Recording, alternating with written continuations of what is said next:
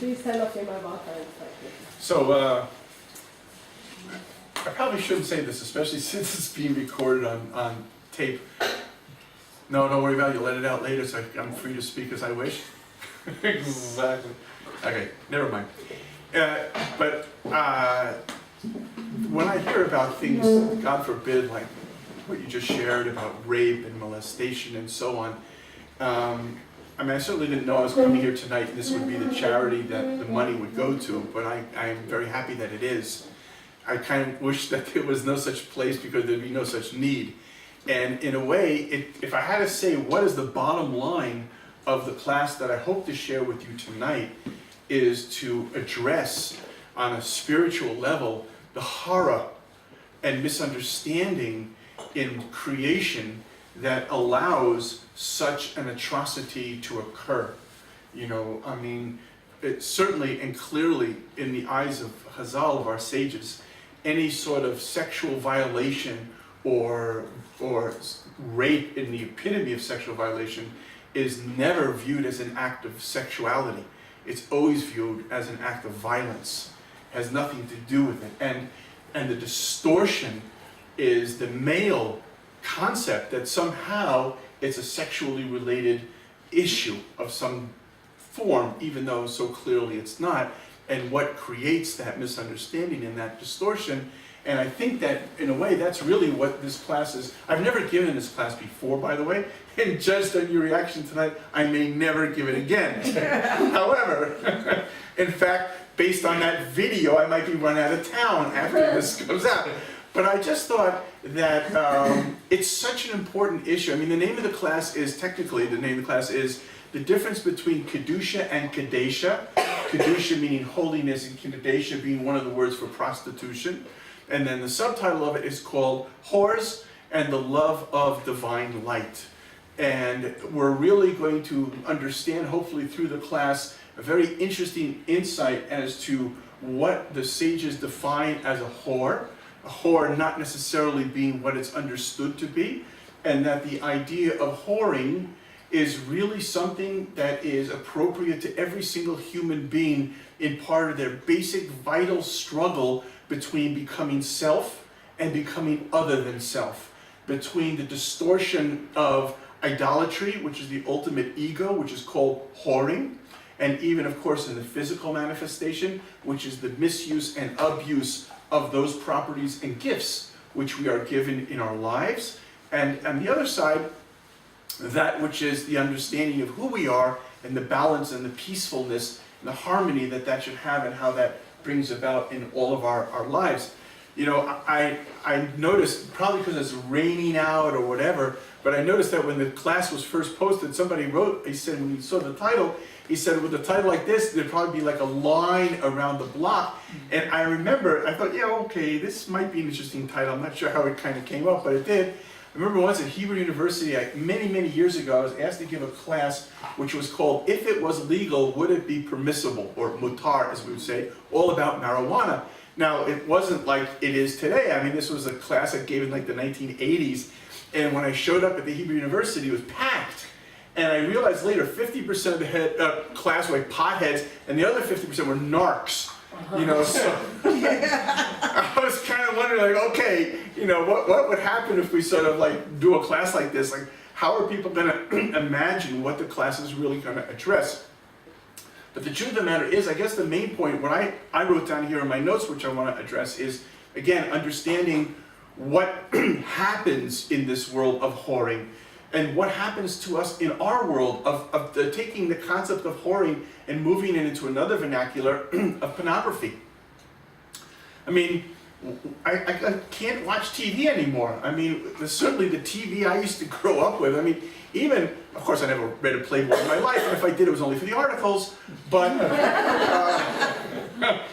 but I do remember being told that, you know, like in the olden days, like the centerfold of like a 1957 Playboy would be like a completely dressed woman without a glove on, you know? And today it's, you can't even, or don't even want to begin to describe what has happened. What has destroyed the taste of life? What has taken sexuality, which is the most beautiful of all of God's energies that were created, and has allowed it to become something that's painful or manipulative or, God forbid, derogatory, or has just become so disgusting. I mean, it's just no other word to describe it. I mean, you know, I always love this. Like, by show of hands, who here has ever looked at pornography? Right? Nobody, right? And yet somehow or another, oh, one honest person, I love you. Two. Okay, you'll share links later. Anyhow, but the truth is like, really, nobody ever looks at pornography. Yet it's a multi-trillion-dollar industry. How does that happen? So there is something about a lie that's going on. There's a facade. There is what the Maral calls the pig's hooves. You know, it's like the nature of wanting. The pig has split hooves, but he's not a kosher animal. But he desperately puts up this facade of look how holy I am, look how kosher I am, when that's not what's really going on.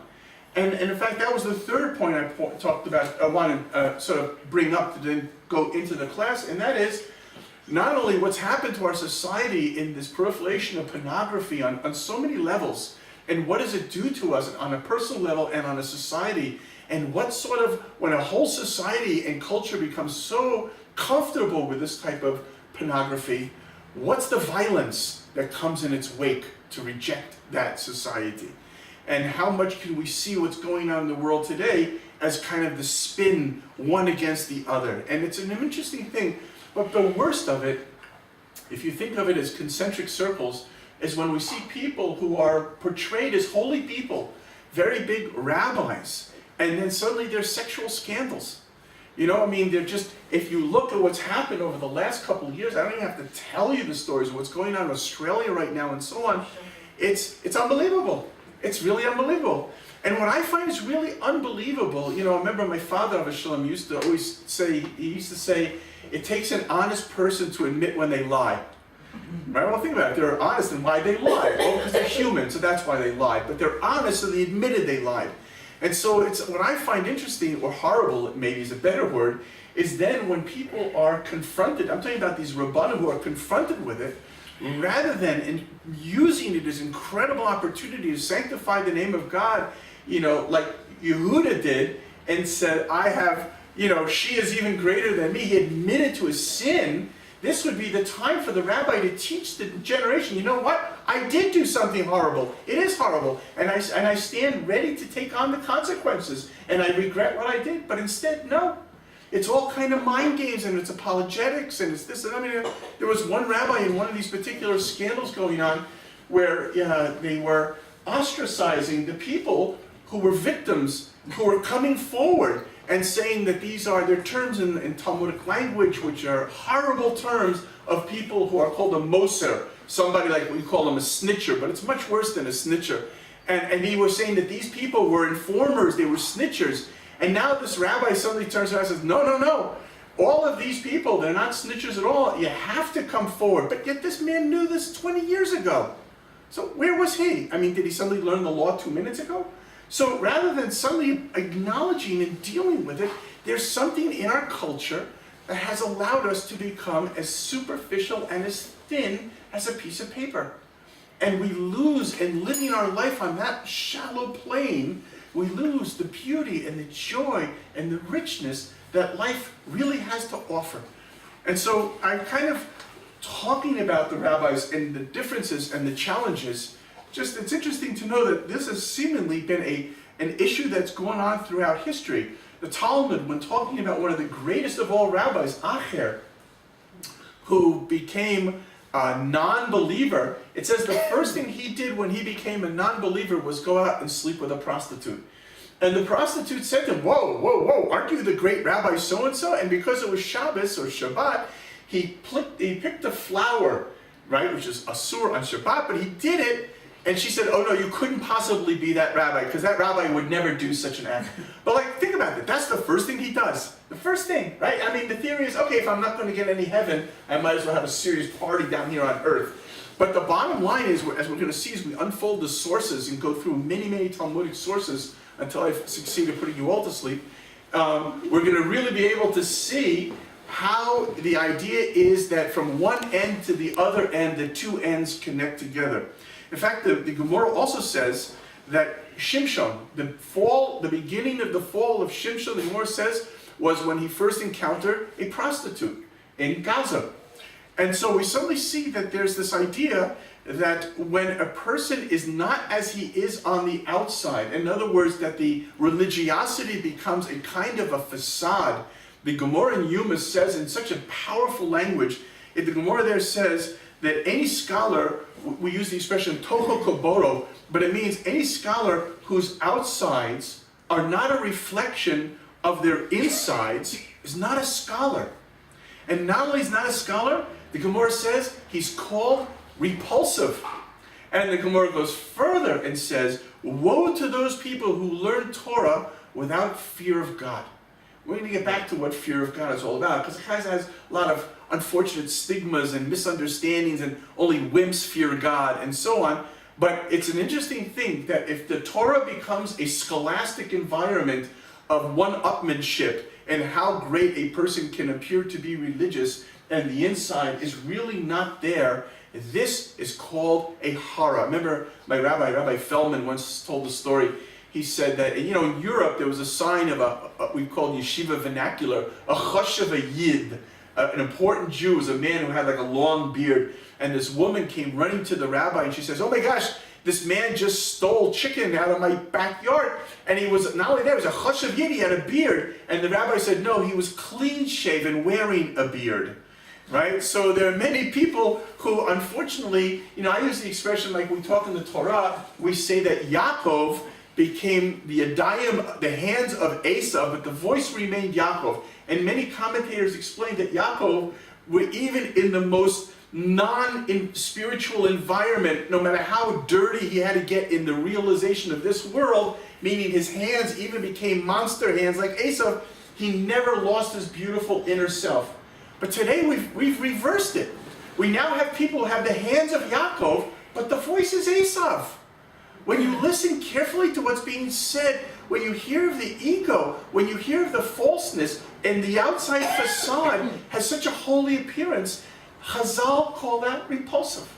Yet to balance this on the other side, the Gemara also tells a story of Abaya, one of the great sages of the Talmud. He was once walking through the forest and he noticed a man and a woman alone in a forest who weren't married. And he decided he would tag along with them just in case all of a sudden, they got captured by their inclination and like hanky-panky was going to happen, he would break it up. And he followed them all the way through the park and nothing happened. And he came to the yeshiva and he started to cry. And his rabbi saw him crying. He says, Abaya, what are you crying for? And he told him the whole story. He says, well, why are you crying? And Abaya says, because if that had been me, I would have done the hanky-panky, right? I would have been mischievous. And look at that. Here's this guy, he's not even half my scholarship, and he had no problem with his inclination. I would have been overwhelmed. And from this we learn that the greater the person, the greater the Yetzer Hara, the greater the inclination. And why is that? Because the whole purpose of being alive is to grow. That's why Jews are not about being, they are about becoming. Whoever you were yesterday, be more than that tomorrow. And the process of becoming is waking up every morning and going to battle, and going to struggle, and going to win. And that's the beauty. In fact, the Baal Shem, bless you, the Baal Shem Tov says a very beautiful story. He says that every time a person's evil inclination causes a person to sin or to fail or to fall, he rips his clothing and mourns. And every time the person defeats the Yetzer Hara celebrates. Because the Yetzer Hara's job is like a sparring partner. If you have a great boxer, you bring in a great sparring partner. And the sparring partner's job is not to bam, knock out the boxer. Hey, look, I just punched the guy and broke his $20 million nose, right? No, the idea is to fight as best as you can, but allowing the boxer to become a better fighter. So the whole idea of Yetzer Hara, of evil inclination, is to lose. Its joy is to lose, because its loss is your greatness.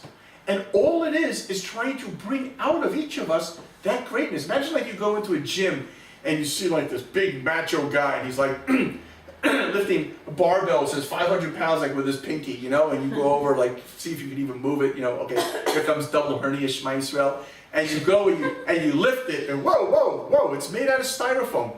Well, who did he fool? He's the fool. Because the whole purpose of the barbell is the strain. Jews are not about avoiding stress. Jews are about managing stress. An engineer built this building by knowing how to manage stress.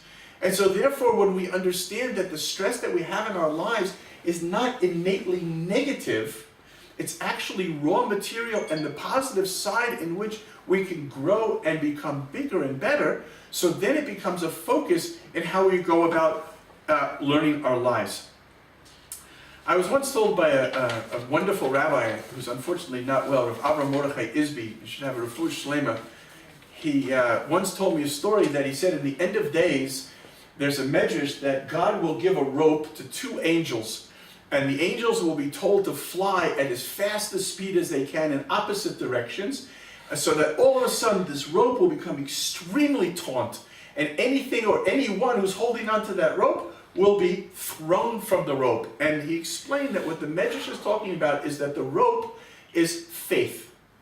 And at the end of days, there will be such a downgrade and such a fall and such a collapse in moral standards that anybody who doesn't have the most intense faith to hold on with will be thrown. And the thing which will throw us will be our desire for sexual impurity, will be the desire to be other than who we are, which is manifest in this idea of whoring, which we'll get to. In fact, the Gemara in Sanhedrin says that there's no greater sign that the Mashiach is close than when the scholars will be perpetually harassed by their sexual Yetzer. So when we do see this fall, and we see these things, and we watch the way people are falling, and it's a horrible thing to understand and to see, we also have to understand that great people have great Yetzer, not to excuse bad action. Don't misunderstand that. And not to excuse judgment and ramification, but at least to have the understanding of what the struggle is all about. As we're told, never to judge a person until we're in their place, because we're never in their place. So we don't know what other people go through. But at least we can watch and observe this. And the Gemara Sanhedrin also says, Rabbi Yehuda says, that the time when the Mashiach will come, the places where Torah was taught will be filled with whores instead. Now, actually, I'm just going to read the rest of it because it's so interesting to our own time. Maybe we are in this period of time. It says that Galilee will be in ruins and Israel's borders will be desolate, and the people who used to live on the borders will wander from city to city with no one to take them in. Also, scholars will not be respected. People who fear God will be laughed at. The people will develop faces like dogs. We're going to explain these ideas later. And anyone who turns from evil will be called a fool. Which rabbi said this? This is Rabbi Yehuda. It's Gemara in Sanhedrin on Daf 97a. And so what's interesting, though, is what does this mean that the yeshivas will be filled with whores? Well, I don't know. I mean, I've gone to a lot of yeshivas and I haven't seen any whores. At least I haven't known about it. But what we're going to understand in a few more minutes what actually means whoring. It means that they're sitting in, okay, maybe one. They're sitting in yeshivas, but are they really fearing God? That's what it really means. Because if they're not fearing God, then, you know, Rav Moshe Feinstein, Zechron Bracha, used to say that the greatest Yetzer Hara is to be religious. Because it's godly, because it's so powerful, because it's so beautiful, it also has this, it's like nuclear power. It can either harness the needs of so many people, or it can be so devastating. So therefore, if a person is, and that's why it says by Moshe Rabbeinu, Moses, why do we always ascribe to Moses that he was the humblest of all people? Because as you rise, you must lower yourself. Because if you get caught up in that rise, the ego can become so phenomenal. And so therefore Moses, the higher he went, the more he had to lower and lower himself in order to constantly remind himself of who he was. And so also the same thing here, that when it comes to learning Torah, if a person, bless you, if a person doesn't have that level of serving God, which creates humility, then it becomes an act of whoring, because it becomes an act of self-fulfillment of ego, that idea of self-idolatry. And in fact, this is kind of what we're seeing. We're seeing this world turning into a darkness so quickly and so rapidly. The question really at hand is, what can we do? Unfortunately, if you follow the news and the Western world thinking, the whole idea of the Western world is basically to make you feel impotent. That there's really nothing you can do and you're helpless and therefore give up and just die. You know, I think somebody posted something and said, you know, they always have these versions of the British, stay calm, and so there was stay calm and let Islam kill you, right? So there's this feeling of there's nothing that we can do. But that's not true. Because the fact of the matter is that every human being, every time we do an act of kindness, or every time we elevate ourselves to a more meaningful place in our lives, we are actually placing sandbags against the flood. We are building the real Iron Dome. And each one of us, it has a kind of like a snowball effect. That is, each one of us, rather than always criticizing other people and telling other people what they should be doing, we live through example, and whatever that example is, but we live through an example of placing another sandbag, another sandbag, another sandbag. When the time comes and the wolf is at the door, we will be happy that we're in the house that built with bricks, because we will have built the proper fortification through our merits. And therefore, the Chazal teach us that the wall that needs to be repaired more than anything is the wall of improper sexual behavior. That is the function. And that function can happen on numerous levels, from a person's thoughts to the way they speak, to the way they think, to the way they act. All of these things, and each one of us in all of our lives can find a place where we can begin to heal that. And by healing it within ourselves, it will actually affect and help others to heal. The Maharal points out that there really, of all of the sins, kind of hate that word, but I'll use it anyhow, of all the sins in Judaism, there are only two sins. All the sins of the body boil down to the sin of immorality, and all the sins of the soul boil down to idolatry. And at the end of the day, there's really only one sin, and that is idolatry. Because at every moment in our life, again, remember, time is not linear. Right? We experience linear time, but the name of God, Yud and Hey and Vav and Hey, means was, is, and will be. So in the true aspect, by godly time, there's only now. It's all now. I sometimes talk about this, I think I did it even in the last class, about reincarnation. We think of reincarnation as linear. Person's born, they die, and then they're reincarnated in the future. Why? You could be reincarnated in the past. In fact, you could even be in the crib at the maternity ward next to you, reincarnated. But you just play with that on your own. Because once you start to realize that time is no longer linear, that's why if you ever get a little baby in the crib looking next to you and say, wah, wah, he's really saying, what the? Anyhow, so the point of it is that this concept of linear time, that's just how we are locked into our thinking. But by God, there's no linear time. So there is no then, there's just there. Okay, so placing something back in time by God is merely placing it there, right? If I move this, I don't move this to then, I move this to there. Okay, so that idea as well is therefore, as well as wherefore, when for, therefore, every moment in time is the Garden of Eden making the critical decision. Will I eat? Will I not eat? Will I eat? Will I not eat? What tree will I embrace? Will I embrace the tree of life? Or will I embrace the tree that will make me think I am God? And that becomes idolatry to its worst degree. And it's interesting because we note that in Kriya Shema, we use the word, one of the words for prostitute, which is zonah, is also zonim. When we refer to don't go after your hearts and your eyes, the Gemara defines that the eyes are referring to immorality and the heart is referring to idolatry. But by both of them, it uses the word zonim, whoring. Don't whore after your eyes and your heart. Now the interesting thing about that is you really would think the Torah would reverse the process, right? First you see something and then you desire it. Why does it preface heart before eyes? And in this is a magical trick to self-redemption. It says it because what you see is dependent on what you've educated yourself to see. In other words, what you have come to teach yourself is fashionable, as an example, is that what your eyes now look for. And the beauty of that, altars, like the fire alarm. And the beauty, everybody out the window. And the beauty of that is that, therefore, we can re-educate ourselves. The beauty of understanding that that which tempts us is rooted in our cultural awareness is the beauty of understanding that we have the freedom in our lives to make our decisions as to what it is that we want to be able to bring into our life.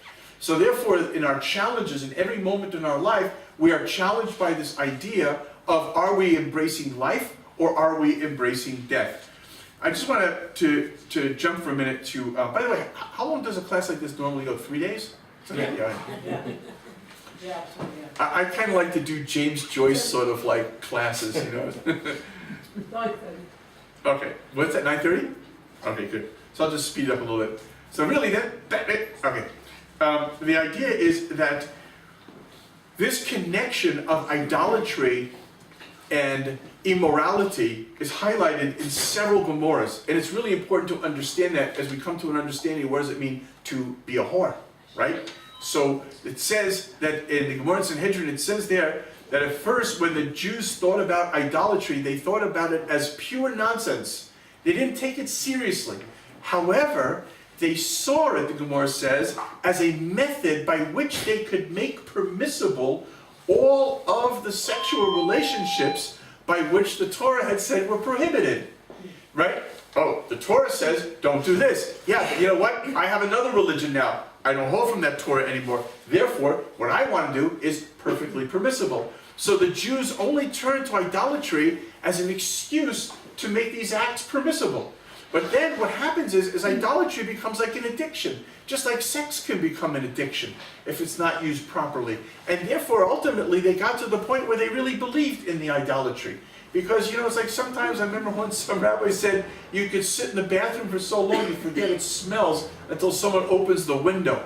And sometimes we could be like that in our lives. We just don't realize, actually maybe use a better analogy. Remember Charlie Brown with the pig pen? So in Pigpen, he always had like a little cloud around him wherever he went. So one of my favorites was he was in the bathtub scrubbing away and the cloud was still there. And he yells out to his mom, I've reached the point of no return. Like he couldn't get rid of the cloud anymore. This happens to us. If we don't know how to look at ourselves in the mirror, how to love honesty, how to really love criticism. You know, the Baal Shem Tov says, I prefer the bitterness of criticism to the sweetness of a compliment. Because a compliment makes me feel good, but criticism doesn't make me feel good, but it's tangible.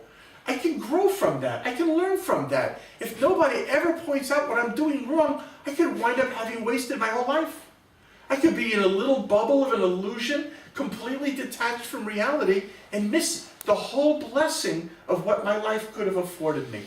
And so that becomes the challenge here, that this is the combination of this idea of idolatry and immorality is really all about that we want to be in a power situation where we can control the shots, where we determine what is permissible or not. This is the tree of knowledge of good and bad. This is no longer the idea of the tree of life. So I think that I just want to share that I want to run through a few quotes from the Gemara. You know, it's kind of funny. I think somebody posted also on your site when you had mentioned about Rachav, who we'll get to a little bit later. That's your friend from the old city. Ah, no, that was something else. Oh. We're not going to quote that on video. Somebody else wrote, oh, but Art Scroll insists that she was only an innkeeper.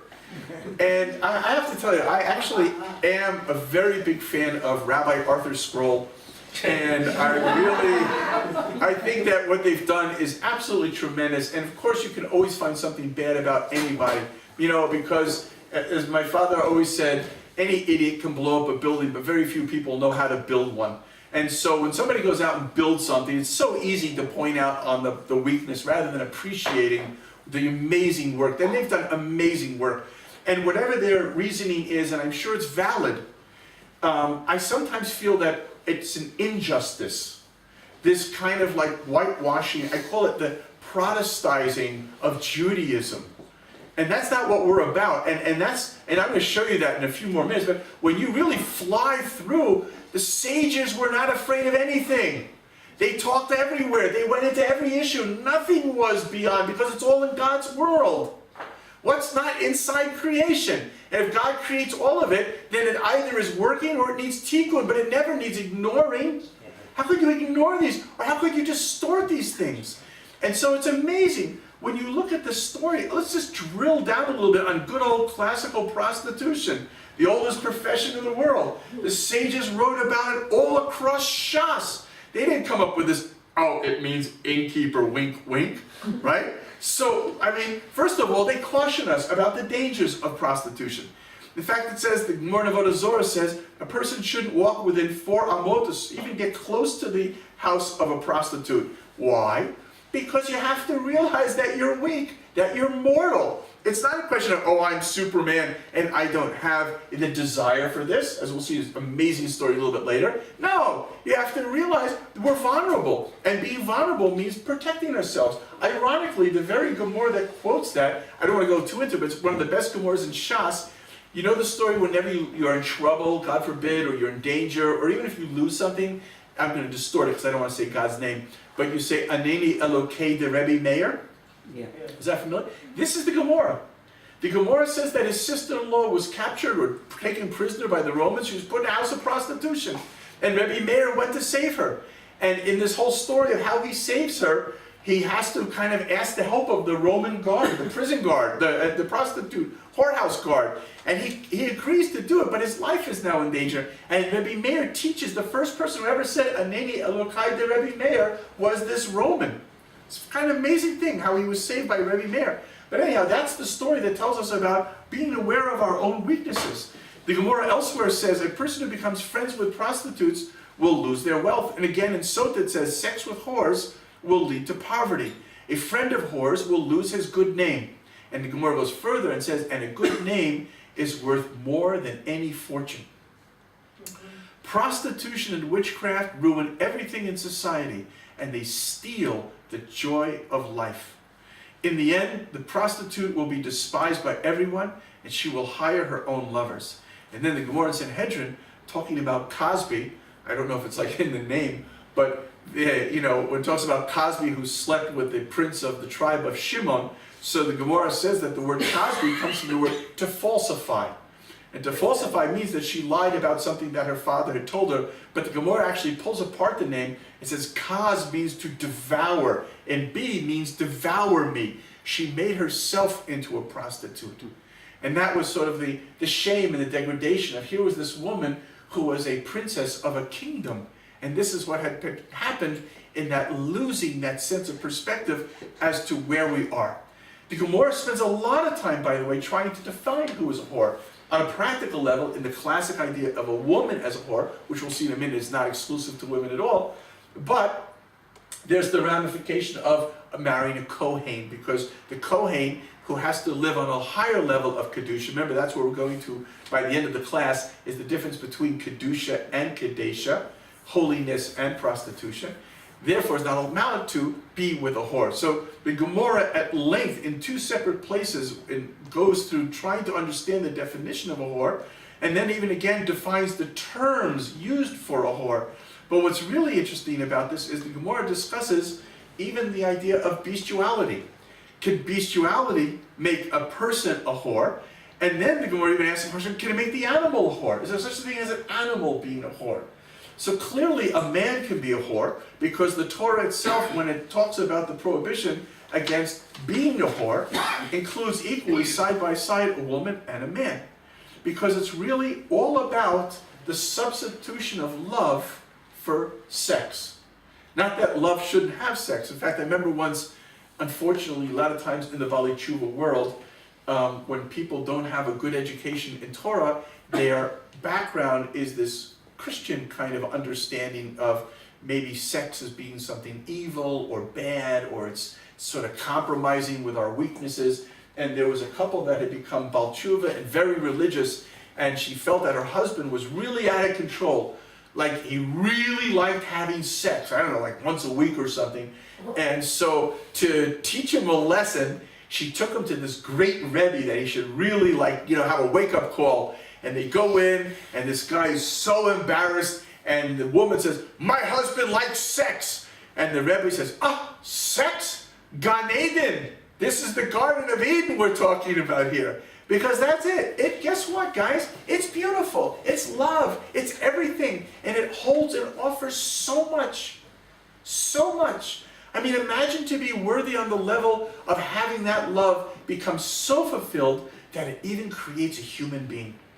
You know how impressed we are with like apps on our phone? Or check out this really cool new app? What the F is that? What's that? Check out this. Whoa, a human being was made. That's amazing. And it's the morphing of two human beings into one. You know, I used to call my kids anachnu because they are us. It's an amazing thing. And this is a burden. This is heavy. I mean, okay, there are many times and situations out of our control, and we have to realize, as our sages tell us, that even adopting a child is actually called fulfilling the commandment of being fruitful and multiply, because it's not just about the biological process. It's really about the love that we put into these little people and grow them into wonderful beings. This is amazing. And that could be done in an expression of love. Yeah, I mean, what's it like when you ask somebody, like in the future, and say, well, I don't know, like, were you born from parents or test tube? I mean, what happens here? What happens when we lose that connection? And this is something that our sages were really very animate about, that it's not, God forbid, that sex is bad or evil. It's wonderful, it's beautiful, but it's a fire. And like any fire, if it's not used in the proper way, it can be extremely destructive. In fact, I'm going to tell you a story. I'm going to just read it because I saw it translated. I thought it would be a little bit interesting here. But this is a story, Gemara in Kedushin. It's one of my favorites. And the Gemara tells about a group of women who unfortunately had been kidnapped. And fortunately, they were saved. And they were now walking these women back to their town, but it was a long hike. And they came into a village where they knew nobody, and they didn't know where would it be safe to put these young women. So everybody said, oh, there's this old rabbi, this saintly sage rabbi. Bring them to his house and they'll certainly be okay. So they do. And this rabbi puts them in this barn upstairs, and he closes the door, comes down off the ladder, and he moves away the ladder, and everybody goes to sleep thinking everything is fine. All of a sudden, in the middle of the night, they hear the rabbi screaming, fire, fire, fire! And everybody comes running out with buckets of water, and they're looking all around. They see the rabbi. He's halfway up the ladder. And it says, where's the fire? And he says, in me. I'm burning with desire. If I yelled out water, no one would have come. So I yelled out fire, so everyone should come out. But the most beautiful thing is here you see. It's not like this superficial guy. He's so saintly, therefore he has no desire. Just the opposite. He's so saintly, he's so alive. No matter what his age, he's still alive. And even had the awareness that even he, this holy old saintly man, was unable to control the passion of his fire. In fact, the Gemara says in Sanhedrin that, among another story, it says that the sages wanted to try to destroy the evil inclination for sexual immorality. Now think about what the Gemara says. The Gemara says that this evil inclination, evil, comes as a lion made out of fire jumping out of the Holy of Holies. Huh? Wouldn't you imagine that Mr. Lewd would be coming out of, like, 42nd Street and Broadway? Or maybe that's not like it used to be, but back in the day, right? Wouldn't it be coming out of, like, Reno, Nevada, where it's legal, right? I mean, wouldn't that be the place to find this kind of, like, the red light district in Amsterdam? But this is coming out of the Holy of Holies of the temple, and it's fire. Because you know what? That's the whole point. It is fire. It's the fire of creation. The first commandment of creation was go make love. That's what it is. And so therefore, just imagine, like, you ever see kids and they're playing with little toys and they're setting up something, setting, and the whole purpose of setting it all up is just like they're trains. They're plugging this and putting that, but the whole purpose is just that you throw the lever and woo, watch the train go. So it's like God, create. Okay, fine, yeah. Did the animals, did the birds. Okay, fine, fish, yeah, fish. Right, yeah, planets. Okay, fine. Man, woman, yeah, okay. Here we go. Okay, the whole thing. Are you alive? Beep. I'm alive. And the first thing God says, make love. Oh, I mean, that's what it's all about. And so because it is so holy, this power, this fire, this energy, it's a double-edged sword. It's the same fire that can destroy. And because loving God, loving your neighbor, loving the convert, loving Eretz Israel, and so on and so on, because it's all about the love in the world, it's so powerful that the love will have the strongest negative energy to be the most negative.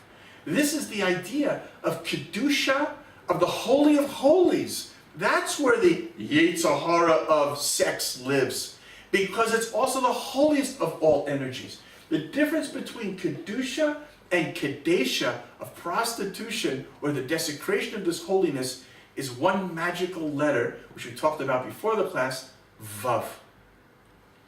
Because the letter Vav is the tzinor, it's the pipe that allows the holiness to come down into this world. And by allowing that holiness to come down into this world, I'll teach you I'm assuming we're all a mature audience here, because Art Scroll, I'm just kidding, because, I call this like the Sheva Brachas Vort 101. If you ever get stuck and you're in the Sheva Brachas and they suddenly call on you for like a Devar Torah, this person will always pull out the following. We see in the difference of the spelling between the word man and woman, one has a yud and one has a hey. And therefore, when man and woman come together, it creates the name of God. Right? Everybody is familiar with that? Yeah. Have you ever heard the 2.0 version of that? Okay. Of course not, because Art Scroll wouldn't print it. Oh, just kidding. So, guess what? Yud and K are only half of God's name.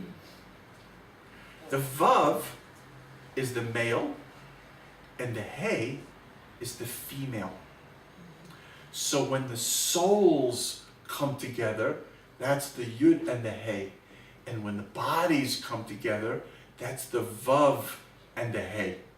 And the bodies coming together are the altar. And the souls are the fire on the altar. So therefore, if the bodies come together, but it's not godly fire, it's the fire of idolatry. And that's the fire that destroys and brings hatred into its wake, as opposed to godly fire, which brings love and life in its wake. And that's the difference between Kedusha and Kadesha. Because without that pipe that allows that holiness to infuse the most passionate physical, sexual experiences that we can experience, without that happening, woman becomes object. She's no longer person. And once woman is object, she can become, God forbid, object of scorn, object of abuse, or even object of violence, because she's no longer human. This is taught to us by the first murder of Cain and Abel. Why is it just women though? Could they also be a man? Can also be power. Absolutely. It's also. I'm only using that because using the classical example of whore per se. And since tonight's charity is going to, God forbid, women of rape victims, I thought I would focus it specifically. But absolutely. In fact, the example I was about to bring was nothing to do with women, and that was that when he was then exiled from the Garden of Eden, he said to God, "I might get killed." So according to one opinion, there were no other people. Who's going to kill him? So actually there were other opinions, there was thousands of people, but that's a whole other thing, that Adam and Eve were not the first human beings. They were the first human beings, but not the first. And you'll need 2001 to see the movie to understand the reference. When the monolith came, the one dude that actually went over the monolith, that was Adam. He then went off and created the wheel. The rest of them just remained monkeys. But anyhow, so according to the opinion that there were no other people, so then his fear was a fear of animals. Why was he afraid of animals? Because he had murdered, he had lost the image of God. And the animals, therefore, would see him as an animal. And they would attack him as an animal, because he was no longer human.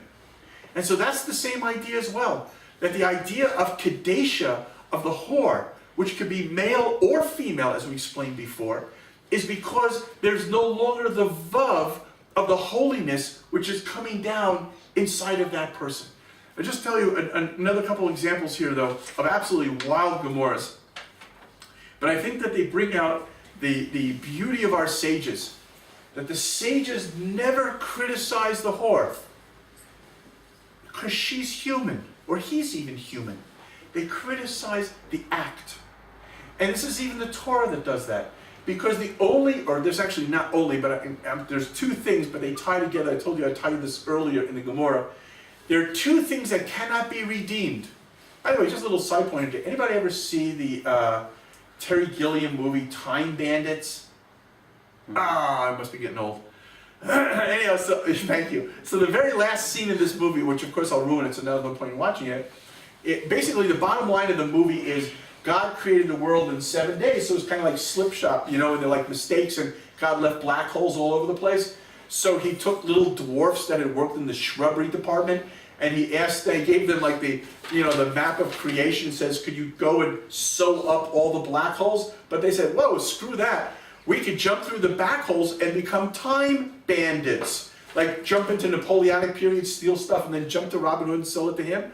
So they're like jumping all around the place, but God's really using them in order to draw out the devil. And at the very last scene, and it's absolutely ridiculous, as only Monty Python could do, battle, now poof, this little kid who's been with him this whole adventure is suddenly home, and at the last moment, the house is burning, the fire department's there, and the mom and dad are holding a box with some sort of glowing piece of coal in it, and they look at it, and they said, the kid yells out, no, don't touch it, it's pure evil. And of course, they both touch it, they're gone.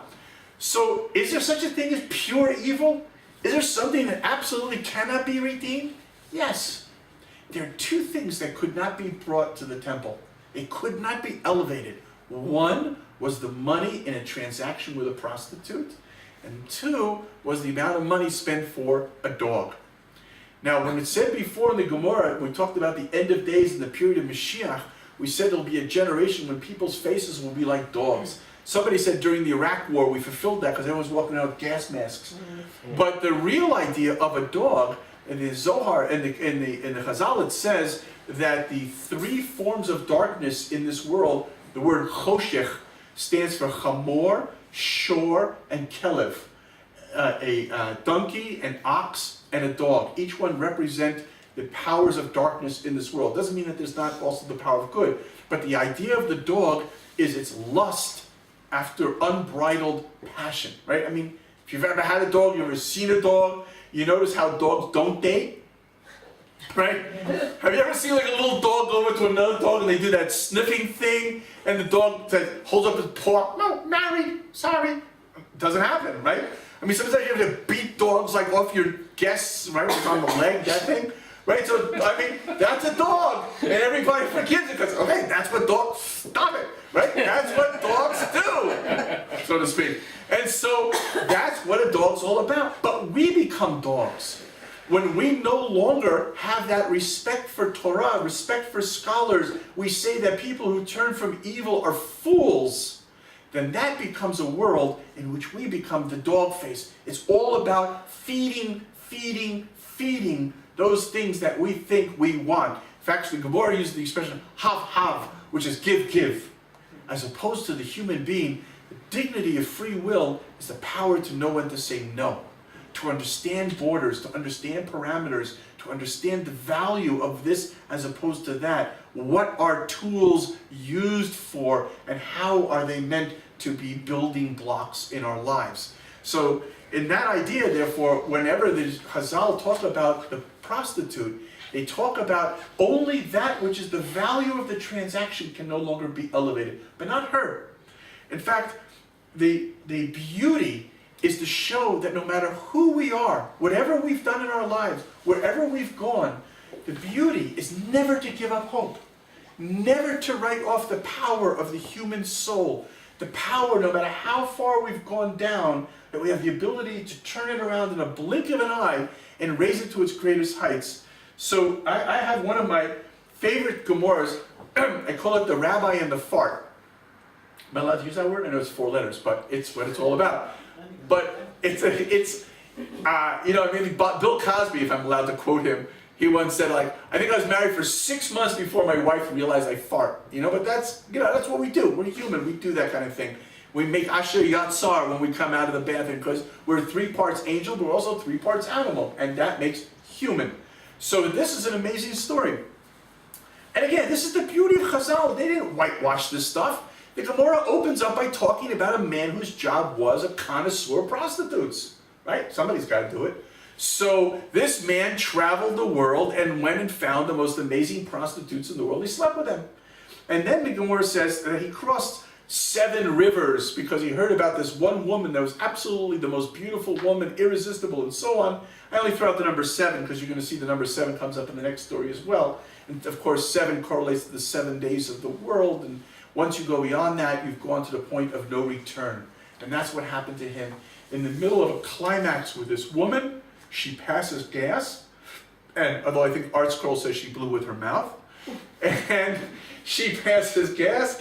And she says, just like this wind has left my body and can never return, so your soul can never go back to heaven. You've gone too far.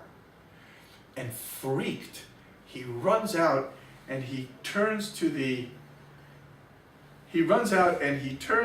mountains and the hills, and he begs them to pray on his behalf. And they, of course, quote a verse that says they're ultimately doomed as well.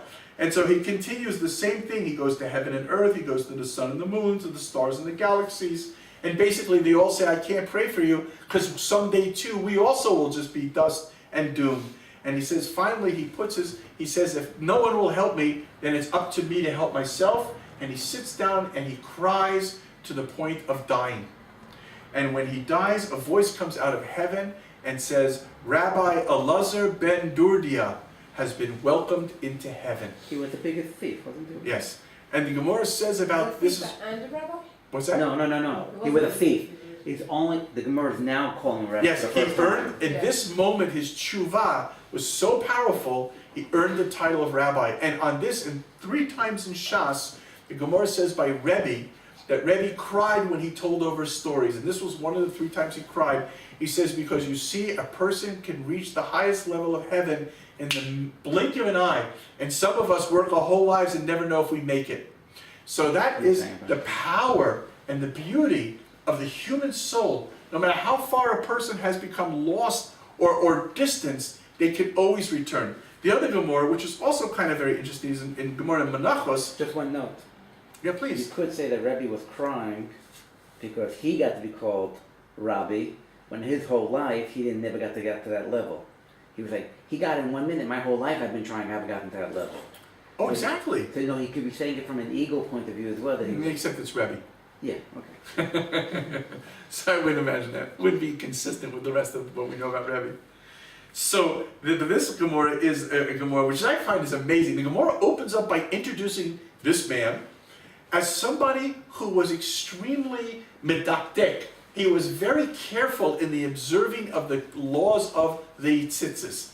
Now, we know that tzitzis appear in the same paragraph that talk about prostituting after idolatry and after immorality. And tzitzis are supposed to be the counteract. Now, this kind of interesting. Here the Gemara praises this guy as really being diligent in this mitzvah, and yet what does it say? Without the blink of an eye, he hears about this absolutely amazing prostitute who could only be had for an exorbitant amount of money. Poof, no problem. He mortgages his house, takes all the gold, runs to find this woman, and when he gets there, she has prepared 7 beds. And each bed is on a ladder above the bed below it. The first 6 beds are made out of silver, and the 7th bed is made out of gold at the top. And she strips herself naked, she climbs up all of the ladders, and she sits on the top bed waiting for him. And so he is ripping off his clothes, kind of like, I guess, Fred Flintstone, yabba-dabba-doo, zipping up the ladder, a real happy camper.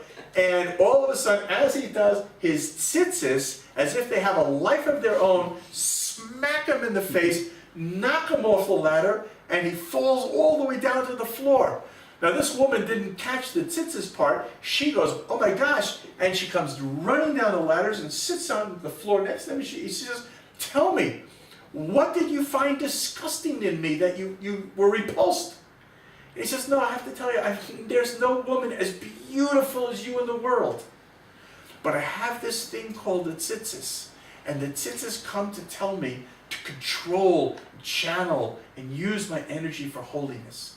And she says, wow, give me your name, tell me where you live, and just, I can't believe what I've seen. And he leaves. And she's so moved by this, she liquidates all of her assets, except for a little money, and she goes to the yeshiva to find this man. And she comes with everything, including the sheets that she had made the bed for them to sleep on together. And when she comes to the rabbi of the yeshiva, she says to him, you know, I would like to convert to become Jewish. And the rabbi says, oh, are you really interested in converting? This is such an interesting thing, by the way, as a side point. The whole distortion, I would call the word manipulation, of what conversion has become, unfortunately, right? So the rabbi says, are you coming to convert because you set your eyes on one of my students and now you want to marry him?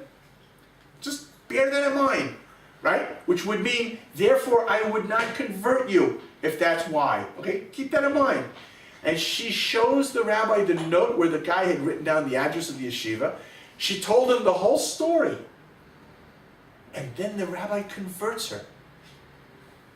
In other words, she basically said, yes, I did set my eyes on this guy. And she gets converted. The very thing he said, I will not convert you if the reason you're here is to marry one of my guys. And she says, yes, I'm not only here to marry one of your guys, here's his name. And it's Tutazu, no less. Right? And she gets converted. And they get married. And the happy, beautiful ending is the first night they sleep on the same sheets. Because this is the idea of tikkun. Because this is the beauty. That she understood that which she didn't understand, which is about the high holiness of what love making is all about, you can use that beauty, you can use your sensuousness in the most holy of manners in serving God. It's not about abstaining, it's not about it's something which is, God forbid, ugly or dark. It's something which is beautiful, and it can be elevated in the highest ways. So here's the question. If the rabbi said to her, if you're here because you want to marry one of my guys, I won't convert you. Why did he convert her when she said, that's why I'm here? Because the whole idea of people who fall in love and want to get married, believe it or not, the attitude of trying to stop the person from converting is for their sake. It's not to save the Jew. Obviously, the Jew's got a lot of problems if he's going around with this non-Jewish woman. But it's not for his sake. Let's say he's Jewish and she's not. It's for her sake. Because once she becomes a Jew, like a jet, you're a jet all the way from your first cigarette to your last dying day. That's it. You can't ever go back to being a non-Jew. So therefore, once this person who does not need to become a Jew to go to heaven, because guess what? Heaven's not a monopoly of Jews, right? God created all people. Everybody who's righteous goes to heaven. So this person could have simply gone to heaven on their own merit. Now it's going to have a more difficult time because it's really difficult to be a Jew, and going to forfeit what could have been an easy pass into heaven. Unless it was sincere, even though it was love. In other words, she said, yes, I do see this man. I do want to marry this man. But the rabbi understood it was for the right reason. It was for real love. It was because she really wanted to elevate what they had experienced to a higher level. And that's why the brilliant rabbi did convert her and bring her to that level. Okay, let me just share with you one other thing here. And that is when we talk about this idea of being able to elevate both that which we have done, of course only speaking of myself, that which we've done wrong, and be able to elevate it to a higher level, and also this idea of never losing the vision of the greatness of the human soul, no matter what we've done, that we can make the turnaround. So the Gemara endlessly points out, for example, Tamar, who acted as a prostitute, right? We might say that might not be behavior that's becoming of a Beis Yaakov girl, but nonetheless, she acted as a prostitute, and still, as a result of it, because her attitude and her merit was really for the right reasons, the Shem Shamayim, the Gemara points that she became the mother of great kings and great prophets in the Jewish people. And Rachav, wink, wink, the innkeeper, says, the Gemara says in Megillah, that the 4 most beautiful women, I love this line they insert there, born from a woman, because none of them were as beautiful as Eve, who was born, created directly by God, but of a woman who was born from a woman, the 4 most beautiful were Sarah, Rachav, Abigail, and Esther. Some people even throw in Vashti. As Purim is coming up, it's kind of cool to know. So the Gemara says that nonetheless, this innkeeper, wink, wink, the Gemara says that anybody who had ever physically had ever seen her, if merely her name was mentioned, the man would, let's say, have to excuse himself for having had a little bit of a problem. Because that's how powerful her sexuality was. And yet this woman, Rachav, who was the queen of the innkeepers of the city of Jericho, converts to Judaism, and she marries, like, Reb Moshe Feinstein. She marries Joshua. She marries the Gadol Hador. I mean, I have to just tell you this. I used to talk about this a lot. We live in such an unfortunate world where our Judaism blocks our Judaism. You know, sometimes we get so hung up on resumes when we go out on dates. I used to say, you know what? I've got a great guy. This guy is totally amazing. He's athletic, he's poetic, he's powerful, he's sensitive. The only thing is he, you know, we don't really know. You know, dad might have like slipped out the door possibly, and like the dad thought he was like sleeping with another woman, maybe not really his wife, you know, so this guy's a little controversial on the lineage, but it goes like way, way back, like way back. Like there's a story of one of his great-grandfathers actually slept with his daughter, and that's how the lineage began. And it was like, whoa, until you find out it's King David, right? So the problem with these lineage games is sometimes it really blocks a vision of just looking at the quality of the person. In fact, there's an amazing Gemara. Amazing Gemara, I just find this amazing. The Gemara says, it's discussing, is it better to marry a whore or the daughter of a whore? And the conclusion is, it's better to marry the daughter of a whore. Why? Because even though the whore was born from a pure place, she chose to make herself impure.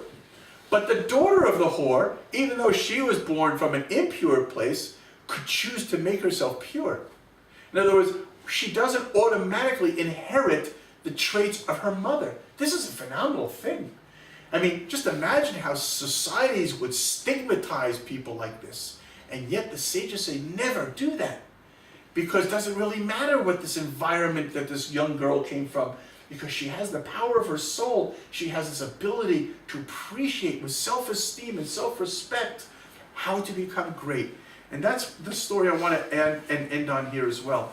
Is we have the famous story of Joseph struggling with his Yetzer Hara, with the wife of his boss.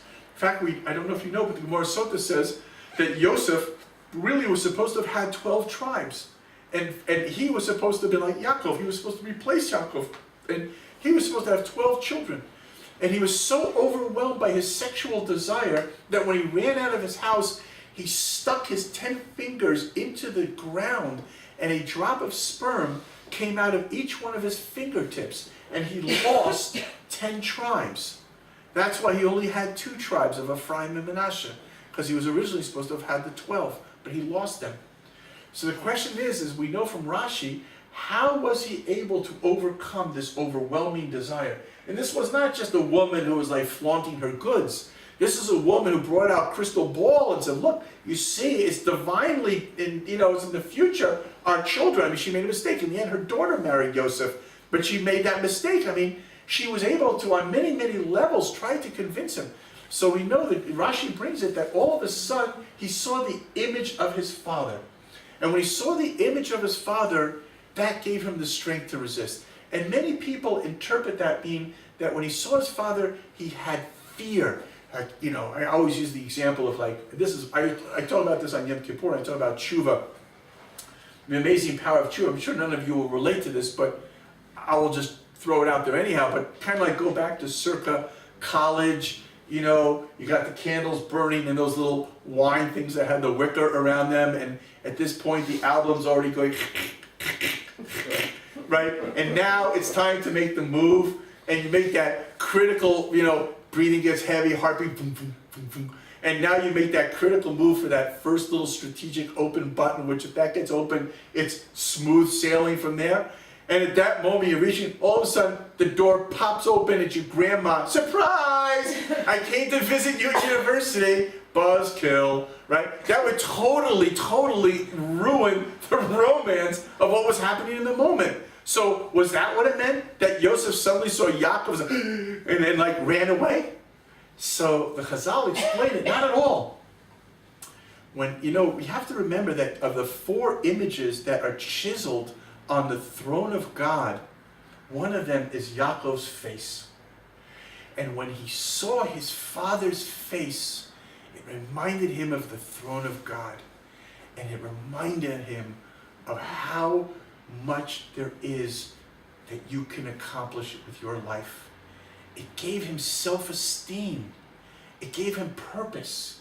It elevated him. It didn't cause him to recoil in fear. It caused him to remember how precious the human soul is, how incredible the opportunity we have while we are living inside this body for a finite moment in time where the infinite and the finite intersect with each other, and we can accomplish that which is beyond our wildest imagination. The Jewish definition of hell is the regret of the realization of the opportunity we squander. And the Jewish definition of heaven is the actualization that we accomplished in our life despite all odds.